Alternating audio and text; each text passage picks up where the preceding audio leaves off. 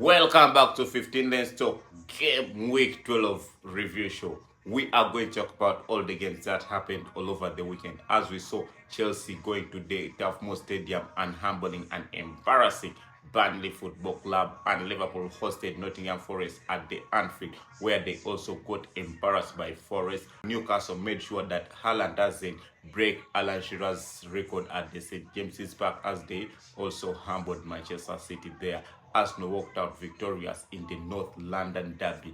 Let's go!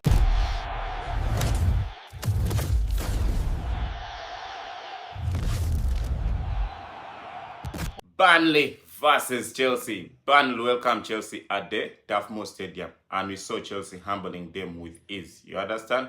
Right now, Chelsea have moved second to the table. Chelsea have 5 wins in their last 6 games, which means each week they are improving. Some of the biggest talking points in this game is we saw Chelsea dominate this game with ease, and also we knew Chelsea will have a heavy squad rotation, which happened. We saw Caicedo was on bench, Estavo was on bench, and Garnacho was also on bench, but that did not prohibit Chelsea from winning this game with ease. So Chelsea keeping their 3rd straight clean sheet this season. Remy Gittens also, he performed really well against Burnley. Maybe this is one of his best games since he also joins Chelsea, because he has been in Chelsea B team. He was signed for 50 million, but he was being benched by Garnacho. You understand? And we saw in Chelsea's heavy squad rotation, also Garnacho was on bench. Maybe they are preparing them for the upcoming games of Barcelona and Arsenal, but we saw Gittens was one of those guys. He even had an assist in this game against Burnley, so he had a very good game. Liverpool versus Nottingham Forest. Liverpool welcomed Nottingham Forest at the Anfield and they got embarrassed. Right now, Liverpool have lost 6 of their last 7 games. They have lost 8 of their last 11 games, with back-to-back 3-0 defeats. You understand? Against Manchester City in game week 11 and against Nottingham Forest. Of the talking points in this game, we saw Ancelotti again change his squad. We saw him dropping, and we talked about this in our preview show. We said, is he going to stick to his new formation, or is he going to change? And he proved us right that he's going to change. He changed. We saw him dropping. He dropped this guy. He dropped Robertson for Kakes, and Kakes was signed for Liverpool. He has not been producing anything. You understand? And also he dropped Ekitike, who did well in the international on the international duty with France. He dropped him for Isak, who was just coming back from injury. When the season had just started and Liverpool confirmed the signing of Isak, I told people Isak will be the new Andy Carroll, because there is no deal between Liverpool and Newcastle that has been a success. Most players who come from Newcastle to Liverpool, they suffer with a lot of injuries. We saw it with Andy Carroll, Jonas Gutierrez. Now Isak also, he has not been up to speed, and they dropped Ekitike for him. And we all know the money, because of the money, 150, the most expensive player. And right now, the other thing Liverpool are facing, we saw Mohamed Salah also costing in this game again against Nottingham Forest. Right now, there is a problem between Mohamed Salah and Isak, who last season we saw Mohamed Salah had the freedom and he did everything. He had a good output there. But right now, Isak also, you saw him at Newcastle. He was given freedom to do what he had to do. Right now, both the expensive player in the history of Premier League and the most high-paid player in the history of Liverpool. So, is Ancelotti going to? Ancelotti has to sacrifice one. They have to give one person the freedom so the other can do the donkey's work. Let's talk about the Liverpool defense. Liverpool's defense again keeps struggling. Since the season started, we saw this. Liverpool's defense struggles a lot. You understand? It's only Arsenal that never took opportunity, because Arteta just came with his mentality of parking the bus, blah, blah. But for me, I saw it from the start against Bournemouth, against Newcastle. If you take it to Liverpool, they will what? They will struggle to defend, and it has been proved each game they have been struggling. You mentioned about like Sean Dyche is going to come and park the bus and will just rely on hitting Liverpool at the counters and set pieces and other tactics. And he proved us right. That's what he did. Their first goal was a set piece and a mistake from Konate, who made who brought the corner. One of the positives about Liverpool right now, we saw this Issa came back plus Alisson, but even though Alisson came back in goal, there was no difference. He faced 3 goals. Now Liverpool sit 11th position of the table with 11 points behind league leaders Arsenal at the moment. And remember, when Liverpool beat Real Madrid and also Aston Villa, Arne Slot came and made some comment. He said he's happy Man City are not the first on the table.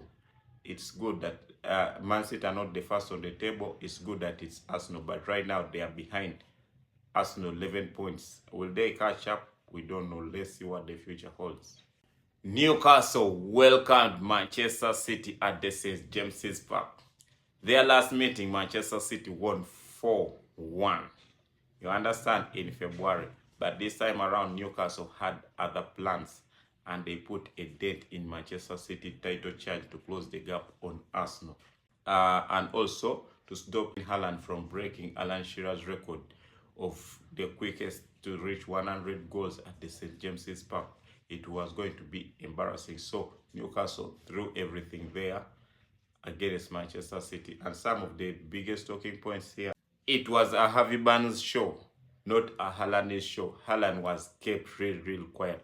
We have been talking about this all season. Manchester City right now, they play as Arsenal, Tottenham, Liverpool of Suarez. Like, everything has to go through Haaland. When Arsenal had Van Persie, everything had to go through Van Persie. Tottenham, when they had Hurricane, everything Hurricane. When Arsenal had Sanchez, they would rely on Sanchez. And right now, this is what's happening to Manchester City at the moment. They rely on Haaland. If Haaland doesn't show up, Manchester City is done. And you just see their top scorers, the stats show. Most of the rest of the players have like 1, 2, 3 goals. But Haaland is up there like with 15 goals already this season. You understand? So the gap is there. The gap is really big. And did PSG make a stupid decision to sell Donnarumma to Manchester City? Because also Donnarumma this season is the second best player of Manchester City after Haaland. You understand? Because he has been saving them on multiple occasions, and we saw in this game against Newcastle, the first half, Donnarumma made a lot of saves. You understand? Keeping Manchester City in the game. Pep Guardiola and Manchester City lost 4 out of the 12 games this season. It's not looking good for them, but this is a marathon. We don't know. Maybe things will change with time. Arsenal welcomed Spurs at the Emirates Stadium and they humbled them. We all know that Arsenal needed this game than anything because their next game is against Chelsea. So if they lost this game and they face Chelsea next week, their confidence would be down, whereby Chelsea would have already closed the gap to 3 points. So it would be a title, like something like a title decider game. You understand? But Arsenal went in this game and made sure that they just make everything easy for themselves, and they walked out with the 3 points. Arsenal has now won 4 of the last 5 meetings in the North London derby. We all knew this is coming. It was just a matter of time. We thought that Spurs is going to put there a challenge, but the stats showed otherwise, that Arsenal had already been winning these games. And as a show from the start, when you created that big chance for Declan Rice and it was saved by Vicario, and things started to open slowly until Eze got his first hat-trick. And this is the first hat-trick, his first Arsenal hat-trick and the first hat-trick in the North London derby. Arsenal dominated the whole game. There was nothing for Spurs to show. You understand? Because Spurs came with the tactic of sitting back and hit Arsenal on the counter, but the tactic never worked. You understand? Arsenal dominated every ball, everything, and Spurs got a God-given goal, whereby that press from Paulinho on Paulinho, when he pressed Zubimendi and he tackled the ball to Richarlison, and he scored that wonder goal as Raya had walked off his line. So, but Overall, the game was dominated by Arsenal the full 90 minutes. Arsenal are 6 points on top of the table, whereby their next game is Chelsea, who are second. So Arsenal also need, if they want to have a bigger chance to win this league this season, they have to beat Chelsea, whereby they can go 9 points ahead